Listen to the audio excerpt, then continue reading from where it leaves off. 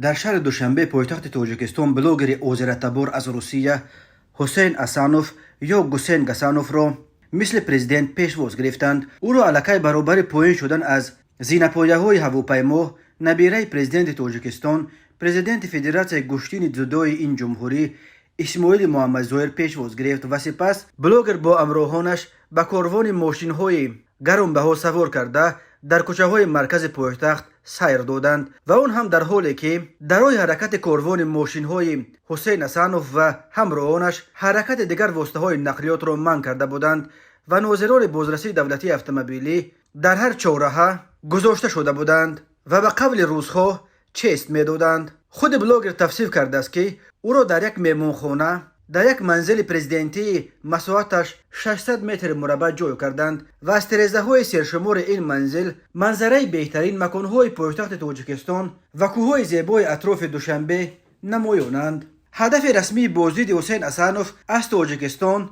و سبب او را پیشواز گرفتن اسماعیل محمد ظاهر و چنین پیشوازگیری شاهانه از یک بلاگر هنوز معلوم نیست، ولی بلاگر شناخته از روسیه در حال وارد دوشنبه شد که روز 26 اپریل سال 2023 در اینجا انجمن نخستین بلاگران تاجیکستان برگزار گردید. همچنین روز 29 اپریل در باغ استقلال در مرکز دوشنبه ملاقات حسین اسانوف با مخلصان تاجیکش به نقشه گرفته شده است. همین طور این بلاگر ماه پیشتر در ملاقات با امیرجان عبدالصالح از کولاب که در لاتاری تشکیل کرده حسین اسانوف ماشین گرانبهای لامبورگینی ارزشش 30 میلیون روبل یا تقریبا 400,000 دلار برد، در پاسخ به دعوتش به مهمانی مادر این نورس تاجیک وعده داده بود که حتما به تاجیکستان می آید و درباره عائله امیرجان و اینکه او پولهای برده‌اش را برای چه صرف خواهد کرد یک ویدیو مفصل ثبت می کند. در همین حال چنین پیشوازگیری شاهانه بلاگر در دوشنبه